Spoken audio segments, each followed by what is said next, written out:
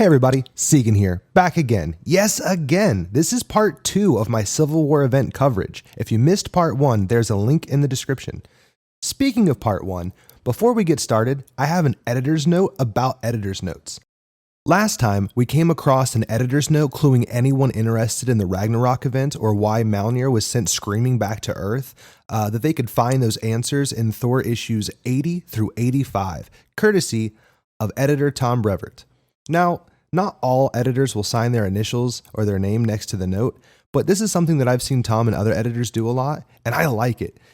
It's almost like an older brother or a best friend who's already read these issues, who's already mesmerized by these stories, and is like, bro, how have you not read this? I ain't making it up. It's wild. It's crazy. It's Thor issue 80 through 85, man. Check it out. You won't be disappointed. Trust me, read it. So jumping back to Spider-Man 530, Tony speaks about how there were other options, but he wants to avoid those because of how ugly those options are.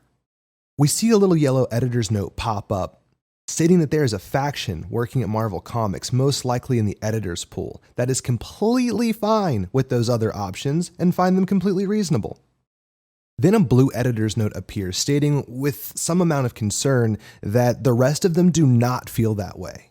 The two editors start to spat, and it gets personal. It almost seems like they had something built up that they really just needed to get off their chest. But the original yellow editor warns that Quesada is coming down the hall, referring to Joe Quesada, the editor-in-chief. They try to get the reader focused back on the book and off their conversation, but the other editor just can't stop and adds another quip about how the entire Marvel universe is about to implode. Now, the reason I bring all this up is to highlight just how polarizing this event is, that even Marvel's staff is split down the middle. We're talking editors down to the artists, the writers, the letterers. Everyone has opinions about this. Marvel's Civil War event is a meta look at comic books. Much like DC's Kingdom Come and others that have come before it, we get a deep look into the actions, consequences, motives, and morals of nearly every Marvel character over the course of this event. So without further ado, all right, guys and gals, this is it. This is the moment, the catalyst that ignites a change in the Marvel landscape. I have my checklist of 4 warnings from Tony Stark's speech to the Illuminati members back in part 1 because they are about to start checking off. Let's grab that book and crack the spine. We pick up with the filming of a reality television show starring the New Warriors. The whole concept of the show is the brainchild of Robbie Baldwin, aka Speedball. The suit in the control room is asking how many supervillains there are. Not bad guys, not thugs, super villains. Speedball counts 4 of them that are on the FBI's most wanted list. This is not something that, say, the Teen Titans should be handling. No offense to either group. But it's pointed out that these villains have taken on the likes of the Hulk and Captain Marvel. Keep in mind, this is 2006, and Carol Danvers is still Ms. Marvel. We will get to see her in a page or two, though. Marvel is a cosmic-level hero wielding the Negabands. And I'm sure as the channel goes on, I'll get a chance to talk about the negative zone, quantum bands, and all that fun stuff. But the point here is that these guys mean business. Speedball knows that they are out of their league, and he is more concerned about their ratings. In fact, he's so swept up with the production of it all that he goes out of his way to point out a flippin' pimple on Namorita's face. Not only is that not cool, but it's extra douche points because she was the only one trying to formulate an actual plan. Also, this is Namorita, the cousin of Namor, King of Atlantis. Just keep that in the back of your mind for a moment. But before a plan could be made, they are spotted, and not wanting to miss the opportunity, Speedball gives the signal for the New Warriors to spring into action. They actually do a half-decent job cleaning up most of the crew, mainly due to them being caught off guard. Heck, Robbie even does a second take for the camera. They take out Coldheart, Cobalt Man, and Speed Freak with ease, but Nitro is getting away. Namorita takes off to stop him and smashes him into a school bus. I want you to know that my heart just dropped here because I know who Nitro is. Not just is he the guy that killed Mar-Vell, but it's his abilities. He's like the Pokemon Electrode or Voltorb. He can self-destruct or explode and reform at will. And she's pinned him to a school bus next to an elementary school. Before she is able to react, Nitro explodes with a ferocity and magnitude that was unprecedented for him. In one gruesome instance, he annihilates a block and a half. Stamford Elementary becomes the ground zero for the upcoming Civil War. Surveying the destruction, everyone can feel it. This is the last straw for any justification that the government needs to pass the Superhuman Registration Act. Everything that Tony did in the last several issues leading up to this moment, all of the questionable tactics, for nothing. We see Tony here trying to give Cap the heads up on Alito and Nitro. But Steve is disgusted, asking what does it even matter? They are surrounded by hundreds of casualties. Dozens upon dozens of them are children. So many innocent lives lost over a TV show. Tony points out again that Speedball knew the New Warriors were out of their league. Keep in mind, Robbie Baldwin was created by Steve Ditko, the man himself, back in the 80s. This is not Speedball's first rodeo. He should have called back up. And this, in my opinion, goes all the way up to the people in the TV station with a satellite view of the town. Why weren't the local police notified to secure the area? Or possibly evacuate the school ahead of time before going in and storming into this base full of supervillains that had ran away from a maximum security prison? Any forethought? It's this exact oversight and accountability that the Registration Act is trying to answer. And honestly, on those principles alone, I would agree. But that's not the extent of it. And we're getting slightly ahead of ourselves, though. It is assumed that Namorita, Microbe, Speedball, and the rest of the New Warriors are killed in the blast. Not just the Avengers. The X-Men, Fantastic Four, everyone is pitching in to help clear the rubble and search for survivors, which there are thankfully a few. However, along with the X-Men comes Sentinels to watch over them. We get a taste of the public's opinion. Even as Wolverine is helping to rescue these people, they are terrified of him and thank the Sentinels for being there to protect them. Bill Foster, Goliath, points out to Miss Marvel that after this, they will all have Sentinels watching out for them. That this will be the beginning of witch hunts for superheroes. Carol expresses that this is unjustifiable, undefendable, and how this time, perhaps registration is the right choice.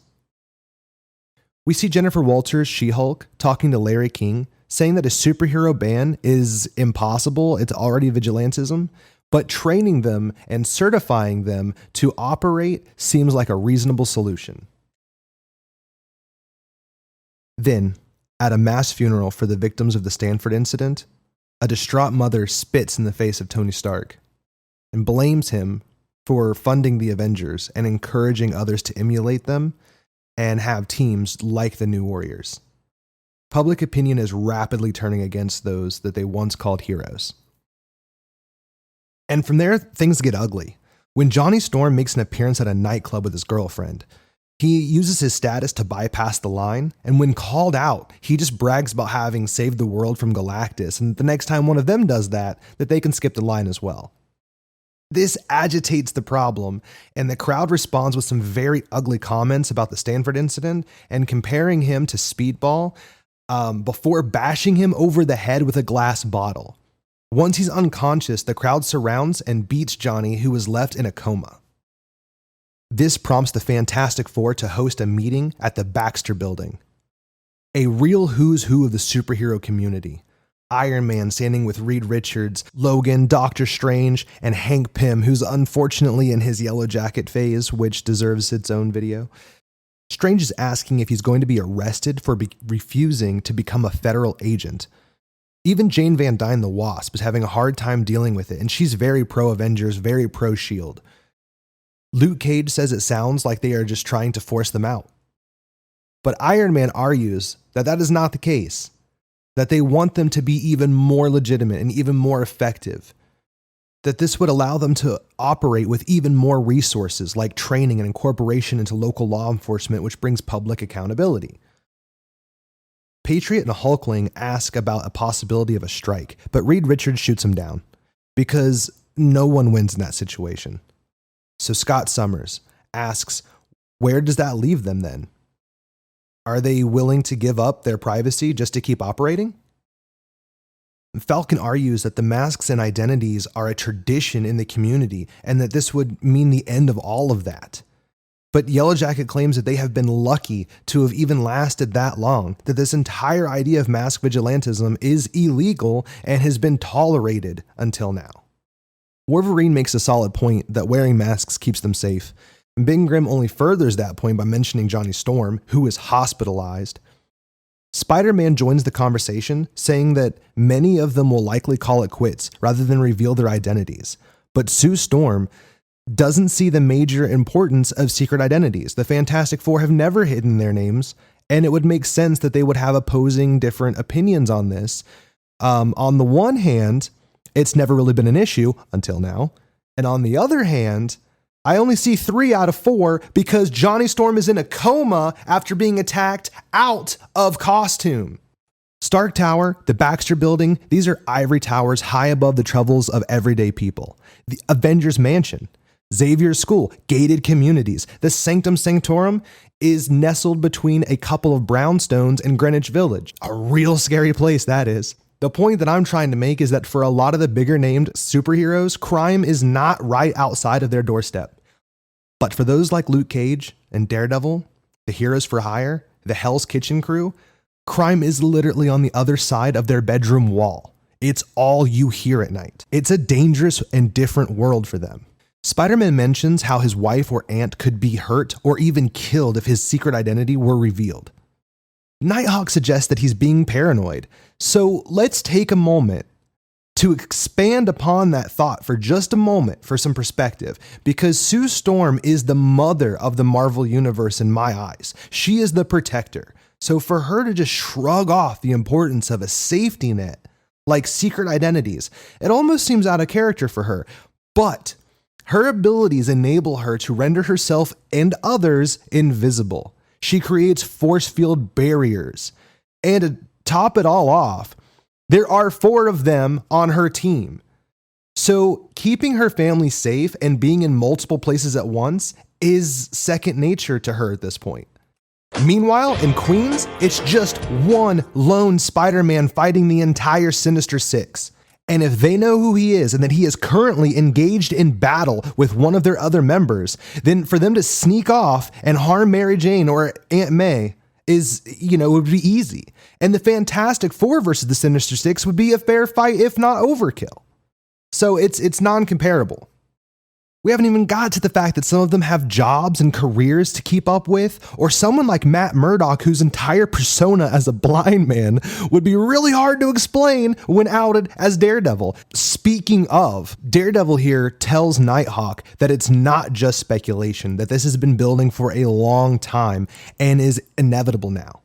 And in the most Matt Murdock way, he stands there playing with a coin in the shadows, stating that you can smell it in the air. That is the end of the way that they do business.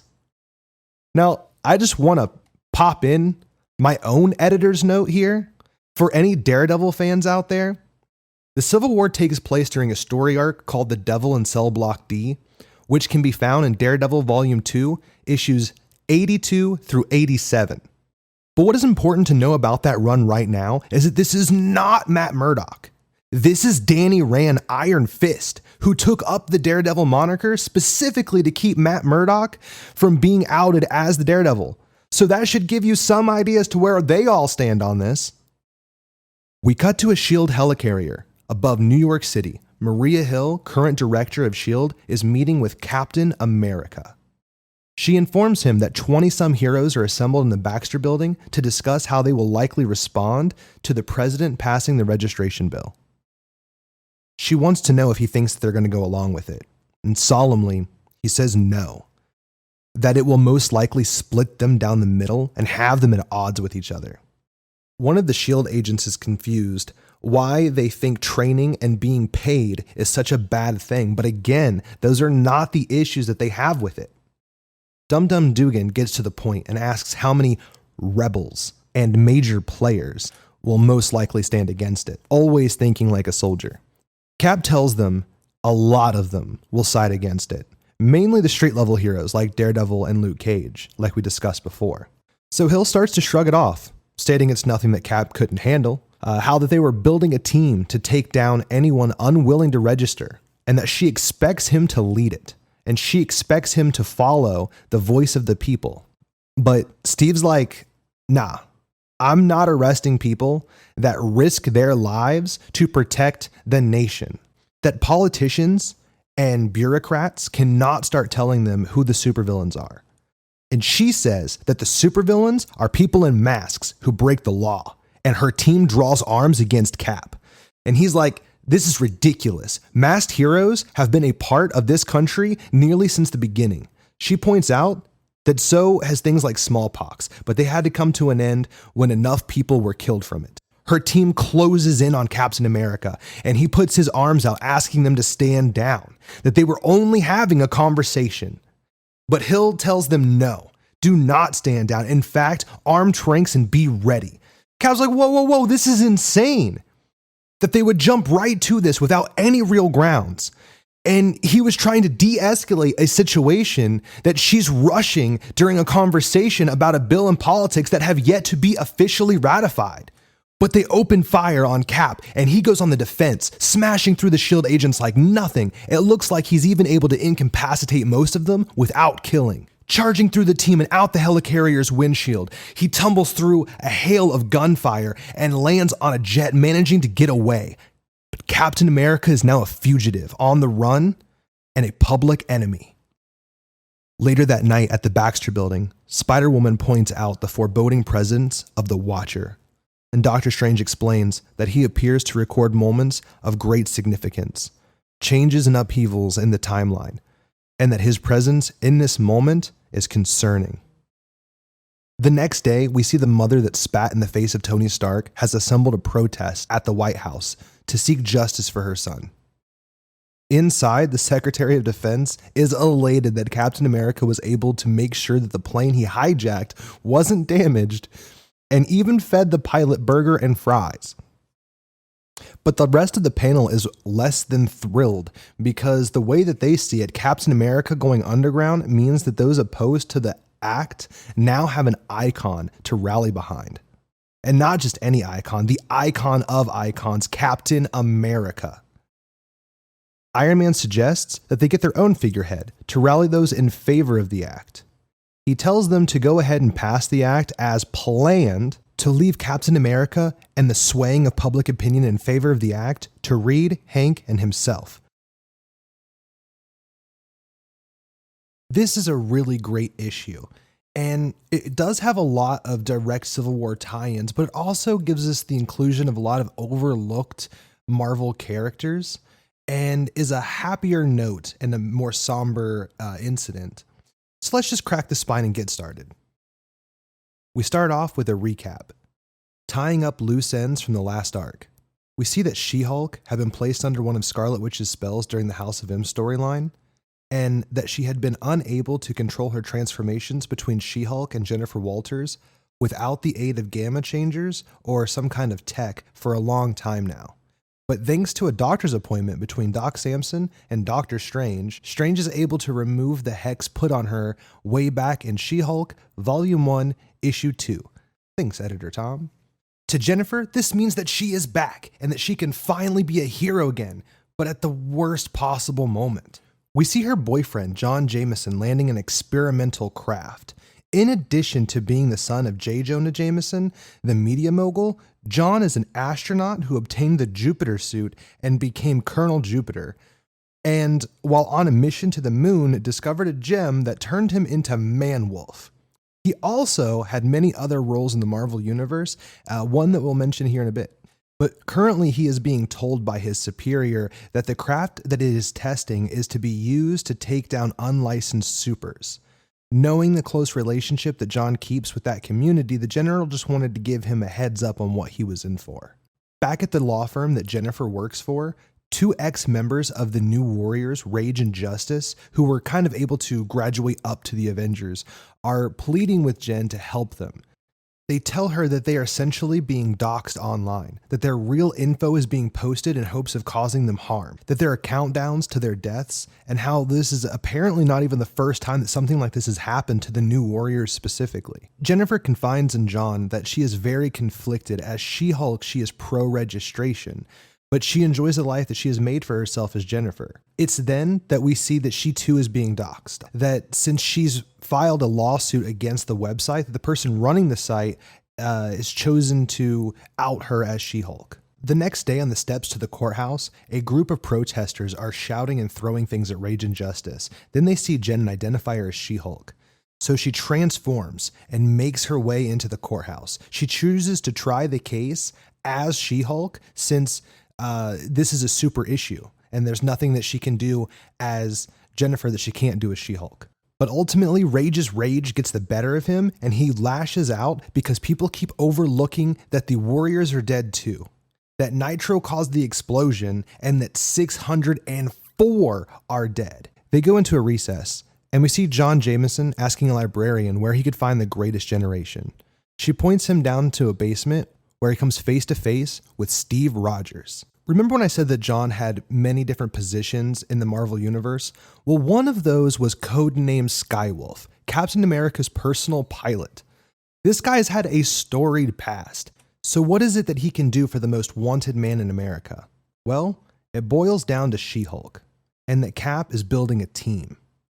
But John refuses to betray her trust, saying that she will have to speak on her own about the way that she feels and that he can't repeat anything that she's told him in confidence.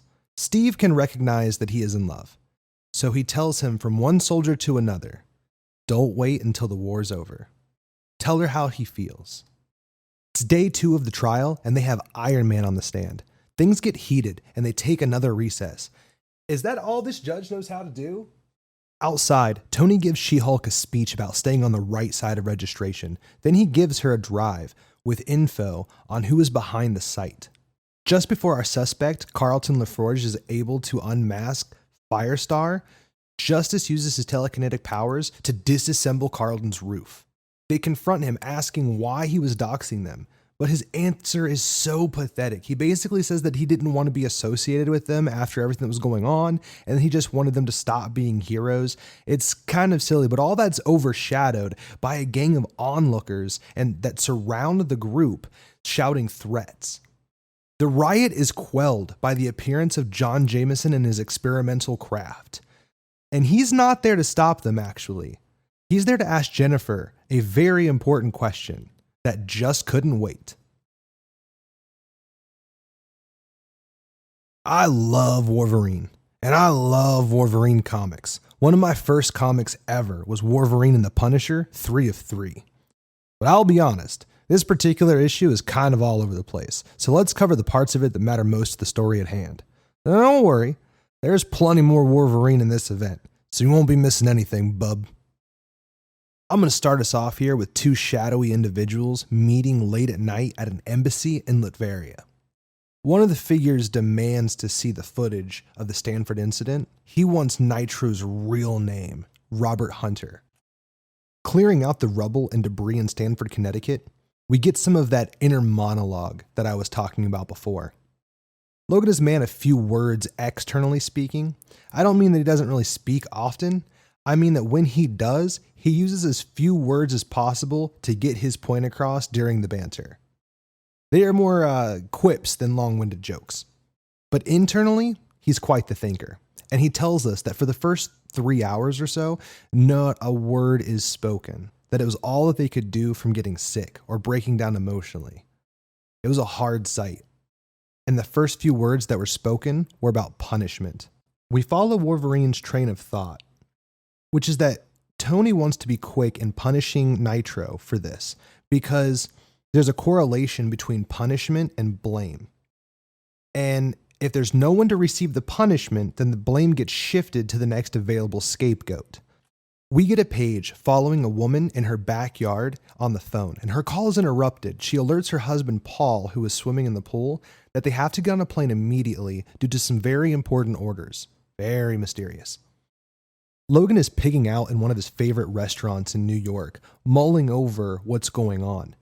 How it's been several days and no one's found Nitro.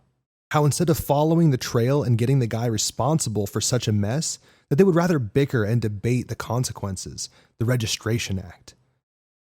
He's so deep in thought that he doesn't really even notice the room full of people mean-mugging him. The owner of the restaurant has to ask Logan to leave.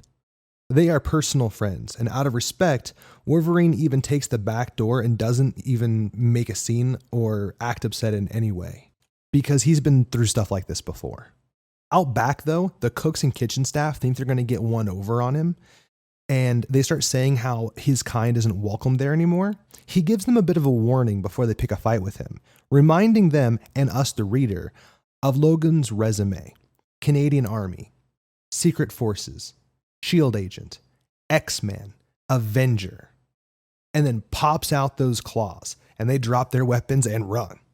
These guys picked the wrong guy in a dark alley to mess with, bub.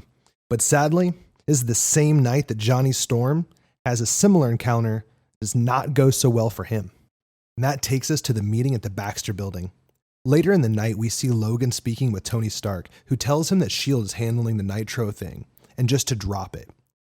But Logan scoffs at that, saying that if they were going to find him, they would have done it by now. And in his mind, they let Nitro go. And if you know anything about Wolverine, then you know that the way that this exchange ends, he's not going to drop anything. Luke Cage catches up with Wolverine, asking him what he meant about the world not being safe, and why he's so against registration. And Logan tells him that back in the day, he had some friends in Germany, and that they had registration, and it didn't go so well for them. Luke is a little taken back, saying that there's a clear difference between the Nazis and our government today. And Logan agrees, absolutely there is. Ours knows better. They once stood proudly against that concept, and now they march towards it. And he adds that he's not too pleased to have a sentinel parked outside of his home at a school where mutant children live. Luke tells him that the sentinels are just there for his protection. And this really ticks Logan off. He asks how Luke would feel if it were a burning cross in his front lawn. And Cage rightfully gets defensive. And Logan tells him that that's what he sees in a sentinel, a symbol of oppression, of hate, and of bigotry, and that he needs a beer. I left this bit in here because it shows two important things to me. One, that this is a civil rights case.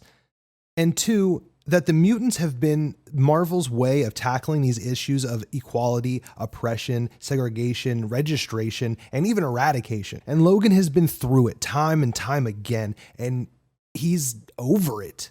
He has to find the person responsible and punish them because that's the way the world works. We see Wolverine standing in the center of the blast. He's sniffing out Nitro's scent. It's days old, but he can still pick it up. He states how he's been an Avenger for a while now. But finally, he has found something to avenge.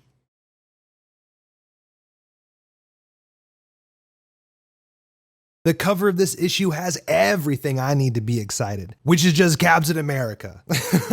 That's all it takes, man. Sometimes, and right now, knowing that he's on the run and trying to build a team, I want to know where this goes. I want to know what he's thinking and how he's planning on solving this. So let's crack the spine and see if we get our answers. When we pick up with Steve Rogers, we see that his mind is all over the place. He's trying to decompress and think about something else for a moment just to let his mind rest, but it's not really possible. His mind keeps taking him back through the years, questioning if he should have died in World War II, if the world needs Captain America, or if he does. Has he tainted the honor and legacy of the Shield by standing against the law? In my opinion, Captain America has always stood for the sense and morality of the people. Does he uphold the law? Yes, but it's much more than that. It's not as simple as make a law and Cap will enforce it, Cap will follow it. Now, if you make a law that is unjust or morally bankrupt or just absurd, you better believe that Captain America will be there to stand up against it. That's what he does. He stands against injustice and overbearing governments that force registration upon their people. It's literally why he was made. I have no idea why they think that he would have gone for this. I really hate to feed Steve Rogers' ego, but if Captain America says it's a bad play, then I would just find another way. That's just how I see it. Extremely biased and extremely fanboy, but this time the law's on the wrong side of Captain America. Oh hey, where did all these guys come from? While Cap and I were in our heads and thinking too much about his position in the world, it looks like S.H.I.E.L.D. agents have gotten the drop on him. And these are not just any regular S.H.I.E.L.D. agents, these are the newly equipped Cape Killers, armed by Tony Stark. Cap is hurt that his friend, his pal, his buddy, Tony, who was there the day that he was pulled from the ice, would come after him for believing personal freedom isn't a bargaining chip. And this is what I love about Steve Rogers. As he's being hunted and attacked, he's still aware that these are soldiers following orders and that they are not Nazis or Hydra, that they were once his partners. And he dances around them with the familiar ease that he did on the helicarrier. He starts to preach to them in a way about how, they're just puppets and they don't even know what it is that they're fighting for. And lastly, he comes up against Dum Dum Dugan. Steve takes a note of this, that out of all of the S.H.I.E.L.D. agents, that they would send one of his closest friends after him. That's 2 betrayals in one day. Cap sends a bogus message across S.H.I.E.L.D. frequencies, then takes off into the sewers. Cap has truly gone underground, thinking to himself, had they just left him in the ice, maybe he'd still be a hero. And Steve runs all night until he reaches one of Nick Fury's secret underground bases, and he passes out. He's woken up by the Falcon, who is searching for Steve in any of the places that they'd ever been together. Steve is a bit paranoid and asks Sam to prove his identity. He asks him the name of someone that only Sam Wilson would know about. Now, I don't know who she is or what the connection is, one can only speculate, but Sam just says Francine, and that's enough. Cap trusts him.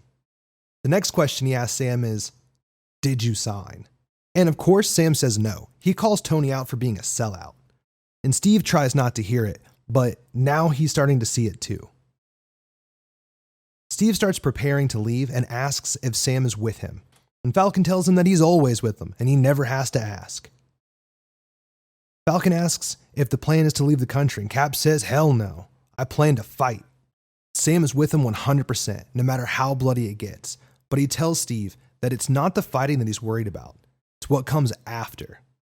It's how they will go back to working together. And even worse, what about all the supervillains? They're going to exploit this. And Cap says that's tomorrow's problem. Right now, they have to put the team together.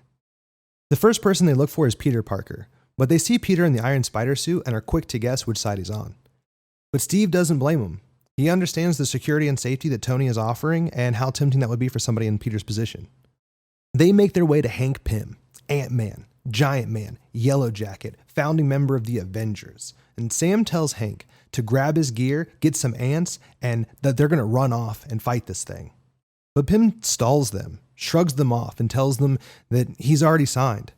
Cap is disappointed, and Sam tells them that when the heat goes down, when things really get out of control, that he better just stay away, stay home, that Hank is not cut out for what's about to come. And that's true. I've said it before and I'll say it again. I'm going to make a video on Hank, but this needs to be said right now. Hank Pym is a pacifist at heart. He never wanted to be a superhero. He never wanted to fight crime. He was just a scientist who let his friends and S.H.I.E.L.D. continually talk him into acts of violence. So with the amount of guilt that he lives with just for the heroic things that he's done, I can see why he's on the side of registration. But it looks like he did his job by stalling them long enough for S.H.I.E.L.D. agents to arrive. Falcon and Captain America make their escape, and Maria Hill seems hellbent on retrieving Captain America. And below, Sam asks the big question, who's next? And it looks like the next issue of New Avengers will feature Luke Cage. Woo, nice. But our next issue in this reading order is a short-running tie-in comic for the Civil War event called Civil War Frontline, and it's a different perspective of what's going on in the Marvel landscape. Civil War Frontline is a special tie-in that shows us the ground level during this event. It follows two reporters who find themselves covering different angles of the war and offers a fresh perspective. So far, we've only really seen the supers debate registration and seen public outcry from the hero's point of view. So in order to really get an understanding of what the people think, let's crack the spine of this book and dive in. We start on a somber tone, a funeral in the rain. We are there to lay to rest John Fernandez, a newsman. John was working for the TV station that the New Warriors reality television show was on.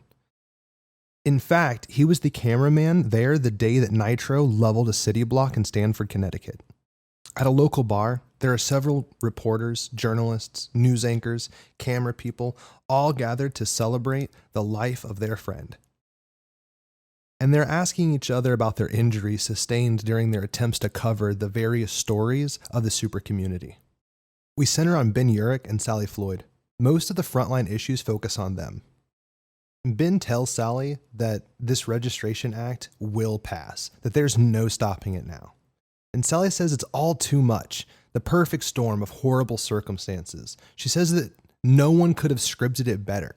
A school full of kids taken out by a screw-up with underage, unsupervised heroes? Well, let's just get our little list out here from Mr. Stark and check, double check. I'd say it's scriptable, but horrible nonetheless. And she asks how Jonah's taking it. See, Ben Urich works for the Daily Bugle under J. Jonah Jameson and Robbie Robertson. And he tells her that Jonah is entirely too pleased with the headlines. They talk about how they both were assigned to report on things related to the act, but not quite the act itself. Not really to the point of the major issues, just puff pieces to make it look good or to tie it in with deeper conspiracies, nothing of real substance. They are risking their lives as everyday people to cover these incidents, and now it's like that they're no longer journalists, they are reporters. They write reports on the news that they are told to look up. Gone are the days of investigative journalists who lived and breathed the story, who put on the shoes of a victim or a hero to illustrate to us as best as possible what exactly happened. No. Now they just report the headlines. Remember when I mentioned that this was Marvel's meta vehicle to point a lens back at the world around them? We get that here with Sally's internal monologue, telling us that as a society, we headed down this path to registration after the events of September 11th, and that we sacrificed our civil liberties for civil comfort a long time ago. She continues this real-world look at the media by saying that it's basically Fox versus CNN, and that nothing sells newspapers faster than a good old disaster. We know that Ben works for the Bugle, and Sally writes for a paper called The Alternative. These are fictitious papers within the Marvel universe, but Sally's references to Fox, CNN, 9/11, all these things remind us that this is still set in New York City, seemingly in our own world and timeline. DC's Gotham and Metropolis, Star City, Coast Cities, these don't exist in our world, and I've always kind of loved both publishers for their unique differences with that. Sally sets the stage, telling us that it's her small independent paper that will be speaking out against the injustice of the registration versus Ben Urich, the best reporter in the business, working for the loudest publisher in the business, speaking it for the act. And then inside the newsroom of the Daily Bugle, we see them dissecting the Stamford incident, but not for clues or truths, but for mileage, to get as much content as they can out of it. How Jonah's point of view is now their point of view, and to go tell that story. Ben is upset. He's been telling his editor that they're missing the important story, the why of it all. And Robbie Robertson tells him to calm down and kind of reminds Ben that the Bugle is suffering sales at the moment. It's 2006, so newspapers are still a common thing, but they know that their days are numbered. And with the suddenly growing world of blogs, blurbs, podcasts, and so on, it's getting more and more difficult. But Robbie gets it. He knows that Ben is a Pulitzer Prize winner, but these big award-winning articles are not what they need right now. And that they just want him to help sell papers. That's all. That must be so frustrating for Ben, because how could a Pulitzer Prize winning article not help sell papers? I mean, whatever. I'm not the brilliant J. Jonah Jameson. Sally Floyd is sitting at home, checking her voicemail, contemplating it all, when she hears a tap on her wall. and a voice call out, "Hello, Sally." It's Spider-Man! He just dropped by to talk! And this rightfully freaks her out. I mean, she even throws Elmo. He convinces her that it's him, and she asks why he didn't just knock like a normal person. And he brings up a good point. Could you see him standing in the hallway, full-on spider suit? Someone just pops open their door a little bit, and he's like, "Oh, hey, cosplay party." It'd be a little awkward. And he offers to leave, but she stops him, because interviewing Spider-Man is like a dream come true to her. So he offers her a once-in-a-lifetime Spidey tells-all. She pours herself a drink, and we'll talk about her drinking problem in just a moment. But first, she asks him to kind of sit still for the recorder while they begin their conversation, and she asks him what it is that he has to say to the world. And he says that he's never told them who he was, never really revealed his identity to the public, how he's kept it a secret to protect the people that he cares about, and that the people pushing for the registration don't understand what they are asking him to do, to put up as collateral damage for the civil comfort. He brings up Sally's daughter, Minnie, who is a mutant with an age regression gene, and she sadly regressed entirely, like past fetal stages and ultimately passed. In an article posted after the M-Day event, Sally describes how this was the root of her alcoholism problem. Spider-Man is concerned, telling her that he wants to do the right thing. He wants to be on the right side of the law, but it will directly put his family in harm's way. He just wants the people to know and to understand that supers are people too, that they have families, that they are husbands and wives, mothers and fathers, and just to take into consideration the risks that those people will put their families in if they reveal themselves. How any villain will know exactly where to hit them the lowest. He just wants people behind the act to think about the consequences and to try and imagine what they would do if they were in his position. Peter then leaves her with a hot tip to check out Iron Man's press conference tomorrow. At the press conference, Sally catches up with Ben Urich and real-life reporter Moni Basu, who covered the Iraq War for years. The press conference eventually starts, and Iron Man goes on to say that even though he stands proudly in support of registration, he wears a mask that allows him to conceal his identity, and how that has allowed him to be in numerous places at once, that he has defrauded the people with this multiple suit trick on more than one occasion, and that it's time for him to come clean. He is Tony Stark, and he is an alcoholic. Now that would be the end of the issue, but there's a very important tag-along at the end of the comic featuring a farmer and a local sheriff investigating some kind of crash in upstate New York.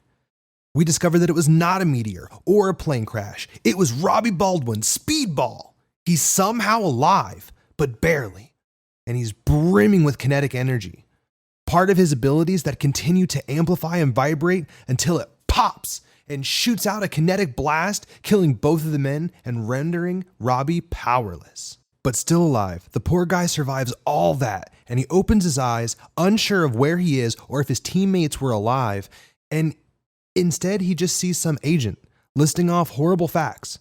For in fact, that his friends are dead, that the explosion killed 612 residents, and 60 of them were school kids, and that the blast sent him 500 miles from Stamford, Connecticut to upstate New York, and that it was a massive blast that overloaded his body and negated his powers. And lastly, he's under arrest.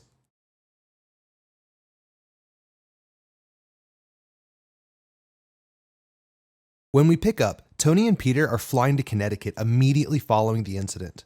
Tony is getting regular updates about the blast. Each update is worse and worse. After helping find survivors, Tony and Peter see the way that they are looking at them, with anger and hate, because in their eyes, it's supers like them that caused this, that took their homes and their families. They head back to Washington to meet with the president, who basically tells Tony that this thing is passing in a week. He gives him the courtesy of a heads up and then asks him if he is back to being Iron Man. To which Tony replied, yes, because when the president asks you a question, you tell the truth. And Peter is shocked, given how Tony has tried so hard to put the genie back in the bottle, pretending that he hired somebody else to be Iron Man in his stay, which is clearly untrue. And Tony then tells Peter that they want anyone with powers to be identified, held responsible, and to be controlled. Be that good guys or bad guys. Because to the rest of the world right now, there is no difference.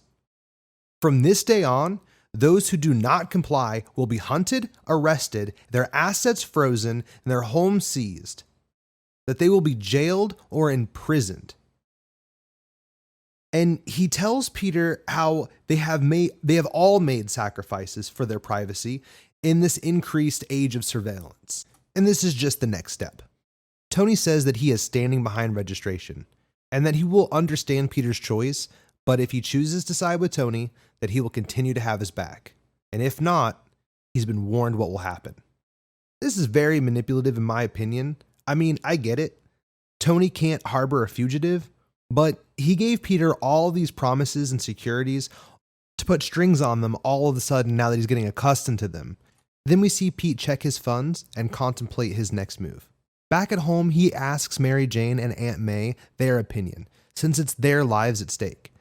MJ asks Peter if he doesn't go public, would Tony turn him in? Would he actually give up Peter's name if asked? Peter honestly isn't sure. And that thought alone leads us to dangerous concepts of McCarthyism and the Red Scare or Salem witch trials in which people would point fingers and name anyone for personal gain or to escape their own persecutions. And it's a dangerous slope to start sliding down. He talks about how if he doesn't, he will have to go on the run, and he won't let them come with him, that they would become fugitives as well. But Aunt May speaks up, and she has something to be said. Something Peter isn't expecting. She actually wants him to go public. She's proud of Peter. And she knows he's a good man. And she wants the world to see Spider-Man as Peter Parker, a good man with a good heart. That she wants to stand proudly like a mother of a firefighter or a police officer, instead of seeing him hide behind a mask and be labeled a criminal. And she adds that it's not fair that he places this enormous weight on himself to protect her, that the promise he made to keep her safe was a child's promise, a promise made without understanding of how the world really works, and that no one can keep everyone safe all the time. That's just not how it's intended to be. Ugh, told myself I wouldn't cry. Not 2 videos in a row. I'm feeling a little verklempt. Give me a moment. Talk amongst yourselves. Here, I'll give you a topic. Mary Jane is wearing bunny slippers. Okay, I'm back. A few days later, Peter is pacing and in his own head, and we see that he is conflicted. Even though they all agreed that he would go public, he keeps thinking of ways to get out of it, to find like a fake ID or something, when Aunt May brings him his original Spider-Man suit. She tells him she knows he has a new one from Tony, but if he wears this one when he reveals himself, everyone will know that he's the real Spider-Man. She tells him how Ben, and then more often Peter, would say, with great power comes great responsibility. And that means you don't run away when things get tough. He meets with Tony and tells him he made a promise to stick by him no matter what, and that he can't deny that he's been there for his family so far. So he will go along with whatever Tony needs. Mr. Stark introduces Spider-Man, who says he has a big announcement to make. But sadly, that's where we'll have to wait until the next leg of this adventure. I hope you guys enjoyed this one. I know it got heavy at times, a lot of tragedy, a lot of loss. It took me a little bit longer to record it than I anticipated, just trying to navigate some of those heavier topics and still try and keep this a really fun video. But now that it's really laid out, I want to know, are you pro or anti-registration? In the next branch of this event, sides are taken and teams start to build. I'm also going to slice in a few stories of the spooky variety for next month, so be sure to check back.